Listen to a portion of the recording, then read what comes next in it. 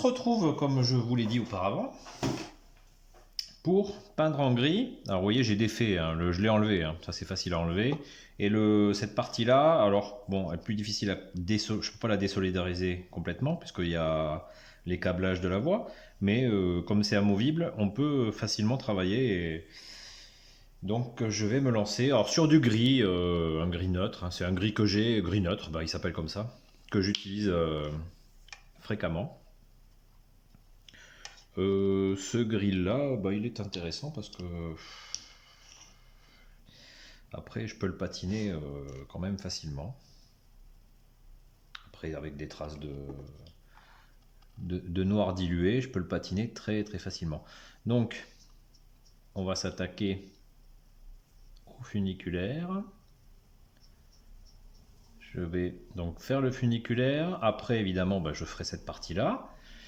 Ici, vous voyez sur le funiculaire, entre les traverses, quand même pour que ce soit plus agréable, bah, je vais aussi le peindre en gris et après ça sera vraiment copieusement patiné. Une fois que c'est fait, bah, je vous retrouve pour vous montrer les résultats finaux. Là, je vous dis donc à de suite.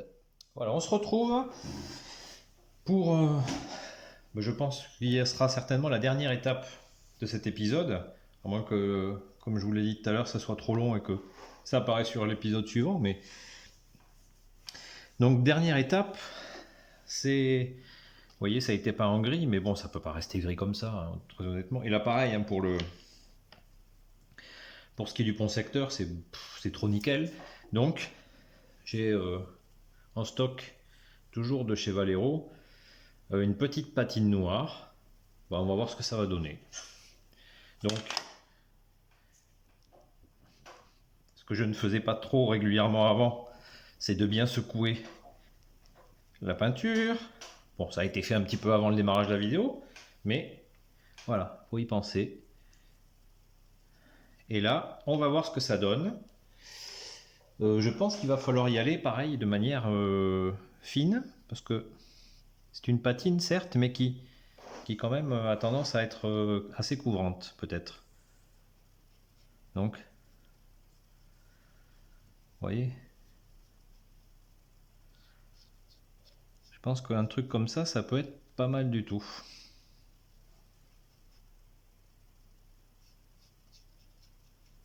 Ça peut être pas mal du tout. Donc, on va y aller tranquillement. Voilà, on va en placer partout. On va en mettre partout. On va y aller tranquillement. Et une fois que j'aurai fait et ça et le pont secteur, bah, on se retrouvera avec une petite conclusion. Donc on se retrouve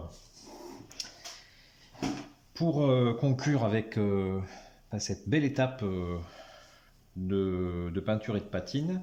Je trouve que là on a bien avancé. Alors, je vais essayer de vous montrer d'un peu plus près ce que ça donne. Alors attendez, je vais essayer d'éclairer la pièce parce que on va avoir un peu plus de luminosité, que la vision sera un peu plus intéressante. Là, à chaque fois que, au fil des étapes, là, de ces étapes-là, là, je m'aperçois que vraiment le résultat commence à être intéressant. Vraiment. Alors j'en ai profité avec la même référence de modèle color de Valero patine noire. Ça se voit ici, j'ai patiné les voies un petit peu, j'ai repatiné un petit peu de noir là-dessus, pareil un petit peu sur la partie supérieure. Donc voilà, on a vraiment quelque chose qui est pas mal. Et pareil, hein, alors là, je sais pas si, hop, ça fait un moment que je ne me suis pas servi, vous voyez regardez, regardez. Je trouve que le résultat ici du funiculaire, plutôt sympa, vraiment. Ça patine bien. Bon là, ça bloque un peu. Ouais. Ici, alors vous voyez, après il faut réajuster, hein. Il faut réajuster. Hop. Bon, j'ai fait un petit trou, mais bon, avec la végétation, ça va disparaître. Voilà. Non, réellement, je pense qu'on est pas mal. Donc là maintenant, prochaine étape, ça va être Donc dans un prochain épisode, hein, parce que là je pense que déjà ça sera pas mal long. Prochaine étape, ça va être la toiture de l'abri. Bon, je ne l'ai pas bloqué, c'est pour ça qu'il redescend tout seul. La toiture de l'abri. Et lorsqu'on aura fait la toiture de l'abri, je pense que je pourrai m'attaquer au bâtiment. Donc là, on est vraiment assez proche de la fin, hein. En gros, il y aura toiture de l'abri, des matériaux très simples, vous allez voir. Toujours en carton, ici ça va être un petit peu plus complexe. Le bâtiment avec un système qui va permettre de lever le pont caché à l'intérieur du bâtiment. Et après, on finira par la végétation, hein, et les petits détails qui feront que ça apporte un petit peu de vie. Et voilà, on est vraiment assez proche de la fin. Et voilà, je suis très très satisfait pour l'instant du résultat. Donc je vous dis à la prochaine pour un prochain épisode. À très vite. Bonjour tout le monde, on se retrouve pour un nouvel épisode. Et dans cet épisode, alors plusieurs étapes, plusieurs choses vont être réalisées, mais on va commencer notamment par la réalisation de la couverture de la toiture du petit hangar. Avec toujours des matériaux très simples. Qu'est-ce que je vais utiliser? Du scotch de masquage. Je me suis aperçu que le scotch de masquage en fait avait un aspect lorsqu'il était mis en peinture qui pouvait ressembler un petit peu aux couvertures bitumeuses qu'on peut trouver sur certains hangars ou certaines toitures, sur les abris de jardin aussi par exemple. Voilà, ça avait cet aspect-là et que je trouvais assez intéressant de placer ici. Parce que bon, c'est vraiment un tout petit bout de toiture, hein. Ça va, vous voyez qu'après derrière il y a le funiculaire, donc on voit pas grand-chose. Donc du scotch de masquage, je pense que beaucoup de personnes ont ça dans leur maison, dans leur garage. Moi c'est mon cas en tous les cas. Je vais en placer une partie ici. Alors je ne vais pas le appuyer très fort. Je pense qu'avec ça j'en aurai assez pour faire, j'en aurai plus qu'il n'en faut pour faire toute la toiture. Voilà. Je n'en ai pas besoin de forcément plus. Dans un premier temps, il va falloir que je découpe des bandes. Donc, si je prends la règle, ça sera encore mieux. Si je cadre un petit peu mieux, ça sera encore mieux. Donc on va essayer de cadrer, voilà, de faire ça. Hop. Pour essayer d'avoir quand même quelque chose qui soit un petit peu plus intéressant. On va par exemple voilà, faire des bandes de cette taille-là, je pense que c'est suffisant. Donc on va couper une première bande. Ici, je vais essayer d'en faire 2-3 autres à peu près de la même largeur. Voilà, on va dire ça. On va dire qu'on va installer celle-là. On va faire celle-là.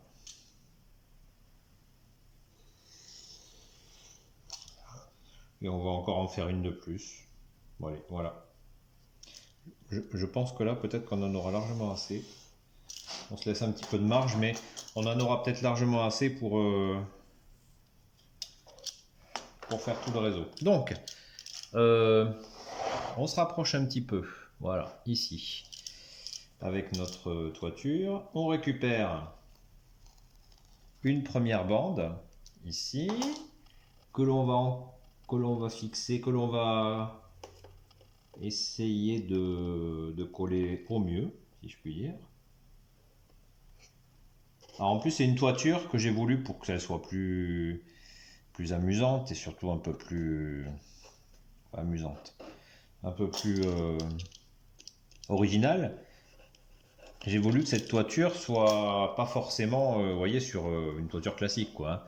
Il y a plusieurs pans. Alors, par contre là, on va la fixer, on va la coller le mieux possible. Ici, on va essayer de tenter une découpe qui soit quand même la plus ajustée possible.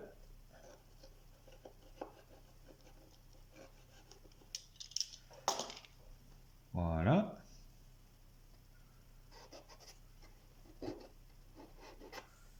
On n'hésite pas.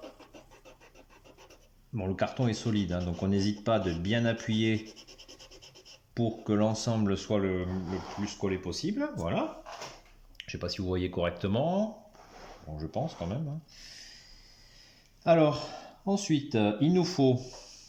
Alors, vous savez, souvent ces petites plaques de bitume, elles représentent un petit peu des tuiles, comme des tuiles sous forme de petites tuiles plates. Alors là, on va entailler, une fois que c'est bien en place, on va pouvoir entailler à peu près à la moitié de la largeur. C'est pour façonner ces petites tuiles en fait, hein. L'idée c'est de façonner les tuiles en appuyant assez fortement parce que faut quand même le marquer correctement pour que ce soit bien visible. Donc voilà, on appuie assez fortement, on fait attention que le cutter ne dérape pas trop pour éviter les accidents, notamment sur les façades là qui sont proches. Bon, voilà. En y allant avec minutie, ça se fait tranquillement. Voilà. Voilà. Alors, pas forcément besoin de faire un travail d'une précision millimétrique. Hein, n'oubliez pas que c'est, en l'occurrence là, c'est un vieux bâtiment, un vieux hangar, un vieux dépôt qui sert de remise pour le locotracteur. C'est une entreprise qui n'a pas trop de moyens, donc qui fait un petit peu avec ce qu'elle a à sa disposition, hein. C'est-à-dire des moyens limités, mais voilà. Donc on récupère le petit bout qui nous reste ici. Je vais vous montrer la deuxième étape, après le principe est le même jusqu'au bout, hein. Voilà. On va repasser, alors on va faire chevaucher en fait à la moitié ou un peu plus de la moitié la deuxième bande. Voilà.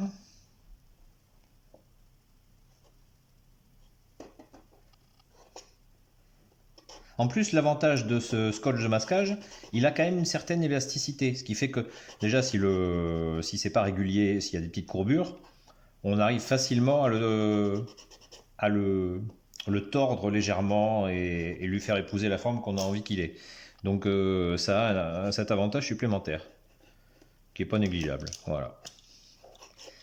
Voilà. Donc ici, on se retrouve avec cette deuxième bande et on va alterner. Et alors là, il faut, bon, pareil, essayer d'être précis, de pas déborder par exemple sur la bande, la première bande posée, mais avec un petit peu, si vous débordez, c'est pas bien grave, hein, mais avec un petit peu de patience et de minutie, on arrive, vous voyez, à un résultat qui est pas si mal que ça finalement.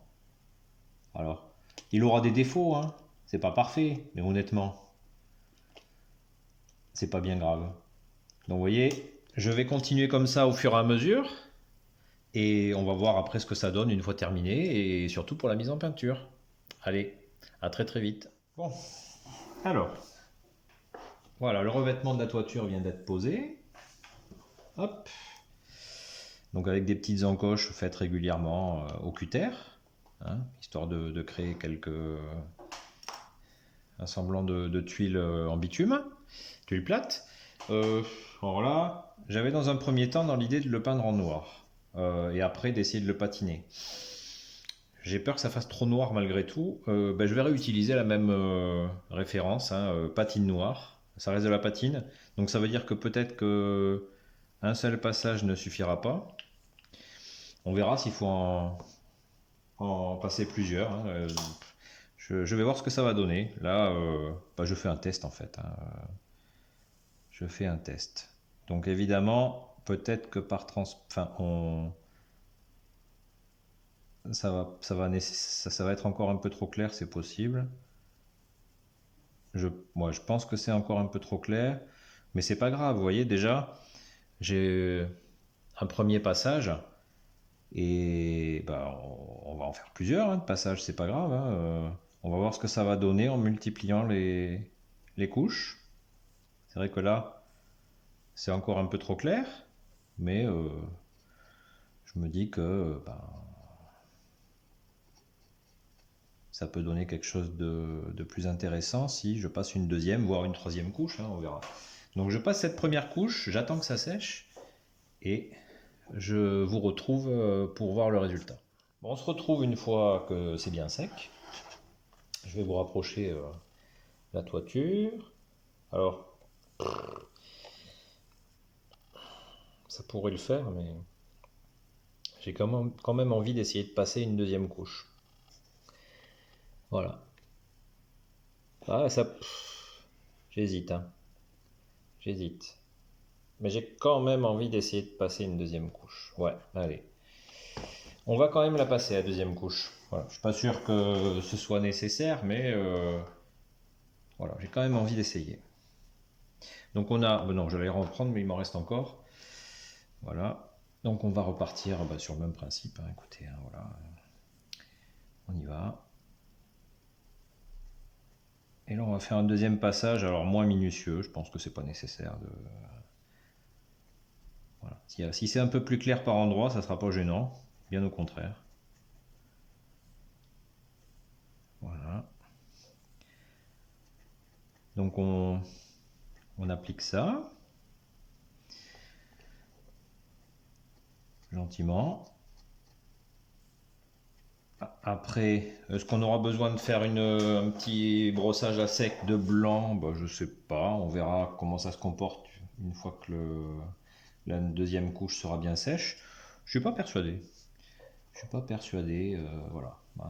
C'est censé, comme je vous l'ai dit, représenter un toit en bitume. Certes, celui-ci, on va dire qu'il aura eu un peu de vécu, hein, mais je voilà, il sera pas noir complètement. Je pense que ça fera l'affaire. Ça devrait être pas trop mal. Donc là, on arrive au bout pratiquement, et là, je pense à tant qu'il me reste un tout petit peu de patine noire, j'ai une idée là. Pareil, toujours dans le terme dans l'aspect patine. Non, là franchement c'est pas mal. Là ça me plaît bien. Voilà, il me reste un petit peu de patine. Ici c'est censé on est censé avoir le locotracteur qui stationne. On va essayer de badigeonner un petit peu de noir ici là. Vous voyez, ça les traces d'échappement du moteur. Ça sera pas plus mal. Et on va essayer de faire pareil un petit peu à l'entrée du tunnel. Hein, là. Vous voyez, avec des traces un peu sombres et noires. En accentuant peut-être un petit peu ici, encore un peu plus. Voilà. Là. Et en accentuant au milieu encore un peu plus. Ici. Voilà. Donc là, on a quelque chose qui commence à devenir intéressant. Vous voyez, je pense qu'on est pas mal. La maison, non, je ne vais pas la patiner. Parce qu'on va souvent, très souvent ici, vous voyez, je peux avec les restes ici. Bon, ça c'est vraiment parce qu'il me reste un petit peu de peinture, hein, un petit peu de patine. Bon, ça mange pas de pain. Ici aussi, vous voyez. Mais voilà, la maison en fait, je vais pas y retoucher. Bon, il y aura quelques accessoires pour lui donner un petit peu plus de réalisme, hein, mais je vais pas toucher sur la couleur, je vais pas la patiner parce que, écoutez, voilà, hein, en Andalousie, souvent, il y a un contraste important entre les maisons très blanches qui ressortent bien sur le paysage. Donc ça, je pense que je vais pas y toucher. Ici, tiens, c'est vrai, c'est pas idiot, je ne l'avais pas fait. Je vais essayer de recadrer un peu, excusez-moi. On va patiner les piles du pont. Je pense que ça sera pas une mauvaise idée. Voilà, ouais, je pense pas l'avoir fait. Eh bien écoutez, on va réparer cette injustice. Donc là, on n'est pas trop mal. Voilà. On va faire, ici on va rajouter un petit peu, voilà. On va faire l'autre côté, hein. Il n'y a pas de raison. Alors quand on en arrive à ce stade-là d'une maquette, quelle que soit la taille d'ailleurs, hein, lorsqu'on en est au stade de vieillir, de patiner, ben, honnêtement, ça sent bon, c'est qu'on est quand même pas loin de la fin. Et là, j'avoue que on n'est pas loin de la fin. Alors, par rapport aux épisodes que vous avez vus, ça vous semble long. Pour être tout à fait honnête, ça fait, ça fait pas tout à fait un mois que je l'ai commencé. Là, que j'ai commencé le petit réseau. Donc, vous voyez, en à peu près, allez, un petit mois. euh, L'avantage, c'est qu'un réseau de cette taille-là, on peut dire qu'en un petit mois, bah, il est très proche d'être terminé, hein. Donc, c'est vrai que c'est un projet qui, qui est presque un amusement et qui est dépaysant par rapport à la maquette que je suis en train de construire. Mais lorsqu'on veut, par exemple, se vider la tête ou qu'on en a marre de travailler sur, sur la maquette sur laquelle nous sommes, bah, c'est toujours très agréable et surtout très dépaysant de travailler sur autre chose. Vous voyez, je pense que, voilà. En gros, si je mets un mois et demi pour la finir, 2 mois si je fais quelques pauses, ça sera le grand maximum. Le temps que je parle un petit peu, la patine a séché très vite, et ou pratiquement, et on voit que la toiture là, bah, elle est pas mal, elle est bien, et je suis même pas persuadé que je vais y mettre un petit peu de brossage à sec de blanc. Ça, je verrai éventuellement dans le prochain épisode ce que ça va donner, mais bon, là c'est pas certain. Non, écoutez, je trouve qu'on est bien. Là, pour cet épisode là, qui était consacré à la toiture et la finition de la toiture. On va en finir là. Écoutez, maintenant, j'ai envie de dire que là, il me reste plus que cette partie-là et la végétation, et après, le réseau sera terminé. Donc je vous dis à très vite pour le prochain épisode. Merci à tous.